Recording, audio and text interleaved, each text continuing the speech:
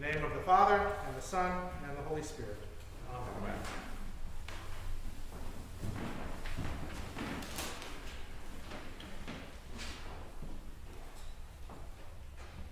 In today's Gospel, Jesus references a famous event that is recounted in the passage that we just read from the book of Numbers.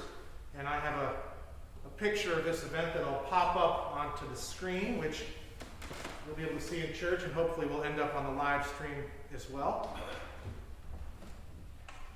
In my opinion, we don't read from the book of Numbers often enough. It's only read on Sundays across our entire 3-year cycle 3 times. And there's a lot in there that's worth reading.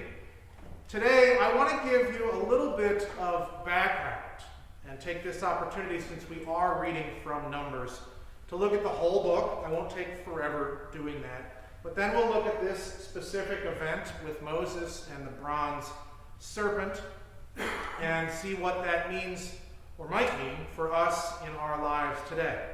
So, Numbers is the 4th book in the Bible. Genesis, Exodus, Leviticus, Numbers, Deuteronomy is the 5th one. And I think it can be helpful if you think of the book of Numbers, and this is an image that perhaps only I can come up with, as a sandwich.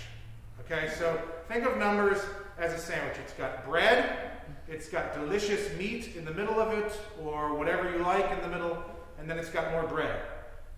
So the book gets its title from the opening bread that begins the first 9 chapters of the book. Those opening chapters detail a census, name after name after name after name after name, naming the 12 Israelite tribes, their people, their leaders. And the opening section also includes what is essentially an ancient city plan of how the Israelites, when they camped in the wilderness, were to arrange themselves in a really specific order around the tabernacle and the Ark of the Covenant. Now, in seminary, a friend of mine referred to this opening part of the book of Numbers as the Israelite phone book. It's not something that's the most pleasurable to read. It's probably why we don't read it often in church. But the middle and the meat of the book is made up of really interesting stories. And they're all about the time that the Israelites spent in the wilderness before getting to the Promised Land. Post Mount Sinai, pre-Promised Land. And if you've ever wondered what they did for 40 years, or better yet, why they were there for 40 years at all, if you go onto Apple Maps, you can walk it in 6 days, apparently, from Cairo all the way to Jerusalem. If you're a good walker, it's not that long of a walk. Why did it take them 40 years? Well, the answer is in the book of Numbers. And it's in that delicious, meaty section in the middle of it. So a couple of highlights, because there's good stuff in here. Chapters 13 through 19 recount how Moses sent 12 scouts ahead of him into the Promised Land. You probably remember this story from Sunday school, though we don't read it on Sundays in church. 2 of the scouts, Caleb and a guy named Joshua. Probably remember Joshua. He is the one that eventually leads the people into the Promised Land, and there's a book named after him. Caleb and Joshua come back with a positive report about the land. The land is good. The land is very good. And in fact, the Lord will allow us to go into this land and enter it and live there prosperously. However, on the other hand, the 10 out of 12, the 10 other scouts counter with an evil report. They offer their opinion that the land may or may not be fine, but the Canaanites are too powerful, and they will wipe us out if we try to go in there, so let's not go there. In short, these 10 scouts do not trust that God can bring the Israelites in safely. Now, there's a certain irony of that. If you've been reading the entire Bible up to this point, especially the book of Exodus, God has already brought them out of Egypt. God has given them food and water in the wilderness. God has done a whole bunch of things. And yet they still don't trust God. Now, the evil report and the lack of trust in the Lord leads to a rebellion. It starts with not trusting in God, and then it turns into open rebellion against God and his servant Moses by Korah. This is called Korah's rebellion. And the rebellion is eventually crushed, but the end result is that the Lord, in a roundabout way, grants the people what they want anyway. They will not enter the promised land until that generation, which does not trust God, has passed away. So that's the answer to that big question. Well, why did it take 40 years? Because they rebelled and they weren't allowed to go in. Now, immediately after this, in another very important scene, Moses and Aaron show their lack of trust in the Lord as leaders. And this scene is a little different, but you probably know this again from Sunday school, and I think we read this once every 3 years on Sunday. But this scene takes place in chapter 20, and it begins with a complaint by the people that there isn't enough water. So God tells Moses to command water to come out from the rock. And it's important to note, this kind of command by God happens a fair amount across the Bible. It's not a command to go and do something. It's an ask and you shall receive command. God says, command the water, that's it. And what Moses does is, rather than just doing the simple task that's given to him, you may remember from the story of Naaman and the leper, this kind of thing happens a lot. People want a more complicated task. Well, so what Moses does is, rather than just saying, I'm going to do this, and water come out of the rock, he grabs his staff and he starts hitting the rock several times with his staff. And then he starts screaming at the people and saying, you are a bunch of rebels.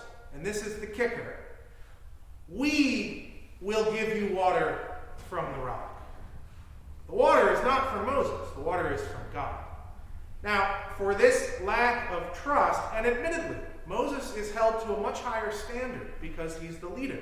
But for this lack of trust, Moses and Aaron are both informed that they too will not enter the promised land. And Moses dies soon after this. And Aaron dies soon after this. And Moses dies eventually by the end of the book of Deuteronomy. Now, these two stories explain why it takes not only the Israelites 40 years, but also Moses, a passing of a full generation before the Israelites can enter the promised land. The passage that we heard today, this scene with Moses and the snake, comes next.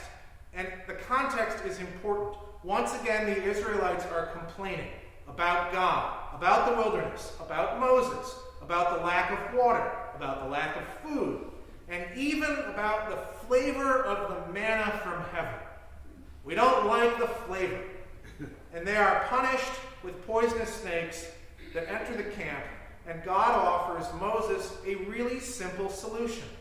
Fashion a snake, a fiery snake, a bronze snake, and set it up on a pole and step back and let the people just look at it. There's a pretty decent image of it.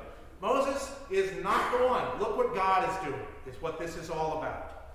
And so Moses this time does what he is told, and the Israelites who look at it are saved simply by looking at the sign.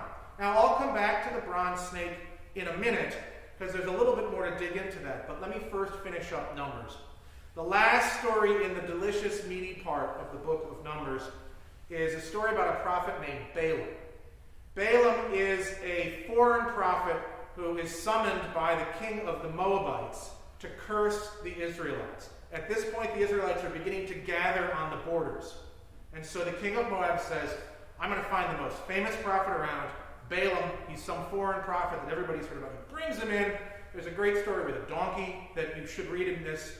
Balaam finally gets there, and Balaam has already been communicating with the Lord, and the Lord has said, you are not going to curse these people, you're going to bless them, which is exactly what Balaam does, which, for the record, probably didn't make the king very happy. There's a very famous prophecy of Balaam that blesses the people of Israel. We read a little bit of this on the Feast of the Holy Name around Christmas every year. You probably recognize this. A star shall come out of Jacob, and a scepter shall rise out of Israel. It's a prophecy that eventually gets applied to Jesus and the Epiphany star. Interestingly, in the book of Numbers, Balaam is one of the few characters who fully trusts in the Lord from start to finish. And he's a foreigner, which is a theme that comes up again and again. Now, the book of Numbers concludes as it began, with more bread. Another census, this time a census of all the people that are going to enter into the promised land, the next generation. And so, if you think of it, there's bread at the beginning with a census, bread at the end, and delicious meaty stuff in the middle. So do yourself a favor, sometime in the near future. Read the book of Numbers. And do yourself a favor. Know that it's okay to start at chapter 10. Just skip the census if you're not able to get through that. But there's good stuff in there. Most of you have probably not read it since Sunday school, and you can jump into it from the beginning of chapter 10. Now back to the bronze serpent. Centuries later, this bronze serpent makes a reappearance in the books of the Kings. Under the reign of King Hezekiah, it turns out that the bronze serpent has become something of a false idol. They kept it. Whether it was kept in the Ark of the Covenant or it was kept. They put it away, they stored it, and they kept it. And over the centuries, as you pass from Moses through Joshua to the judges, to the kings, and finally to Hezekiah, who's one of the good kings, it had taken on a life and a name of its own. It had become called the Nehushtan. And it was an idol that people went to and grabbed onto for healing, which is sort of rooted in the original reason for it. But it had become an idol. And if you know Hezekiah didn't like idols. And he did a lot of reforms, and he wiped out a lot of idols and threw down a lot of statues and brought the people back towards God and away from these idols. And even this wonderful ancient thing, when it had turned into an idol, he destroyed it. And so that's the last we hear about it until we get to today's gospel. By Jesus' time, the bronze serpent is long gone, it's destroyed, but the memory, of course, remains. And Jesus points out that this famous story is exactly what's going to happen with him. He is going to be lifted up. And the people are going to look, and they're going to see and be saved. And they don't have to do anything about it. They just have to look and see and believe. It's the same thing. The people didn't have to run up or touch it. They didn't have to have a snake bite them. And, they just had to look. And that's all that Jesus says has to be done with himself as well. Look and be saved. Now, a little bit, just because it's interesting, you've probably heard about a snake attached to a pole before. So, anybody know which of these is the caduceus? Left or right? Anybody? Left. Left is the one you see. It's in Grand Central. It's on lots of different things, commercials, this, that, and the other thing. The staff on the left is the caduceus, or staff of Hermes. The staff on the right is the rod of Asclepius. The rod of Asclepius is the traditional medical healing symbol. You see it all over the place.